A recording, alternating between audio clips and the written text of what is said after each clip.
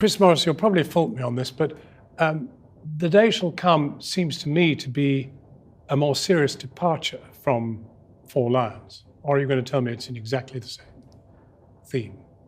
No, it's not exactly the same theme, because I think Four Lions is about five people who are terrorists. Right. And this is about a group of people who definitely aren't. So this film sort of comes in under two questions, which is one, who is the biggest recruiter of terrorists in the USA? And two, what would you do if you were broke, about to lose your house, and someone offered you 100 grand?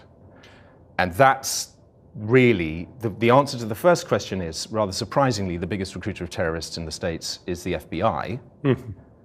And the answer to the second one gives you the clue as to how our story works. Because the FBI have accidentally, it seems, developed a system which works rather well. And the system is, they make up a terrorist plot, they find someone to try and carry it out, and they arrest them for doing that. And then get the kudos for having fought the Great War against terrorism. Well, they get all sorts of things, really. I mean, it's quite complicated, but I guess the essential element of our story is that these people are not terrorists, but the government ends up putting them in jail for very long as if they terms. were. Yes, 25, 30 years.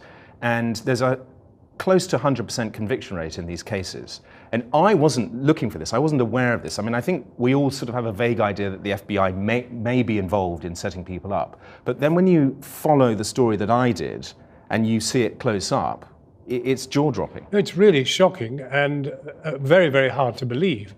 And yet the statistics, once you lay them out, are quite extraordinary. I mean, we're talking about 100 incidents of the FBI doing this, 100 known incidents. More, actually, more. Yes, I mean, I say it's based on 100 true stories. That's Yeah. a sort of notional 100. It's in the right ballpark. It's more likely 300. But 300 times, the FBI have managed to pin a crime on essentially innocent people who were just part of some casual grouping, who they trained to be terrorists and then arrested and jailed. yes, if I may take the FBI's side for a second, it sort of works like this. You're freaked out by 9/11.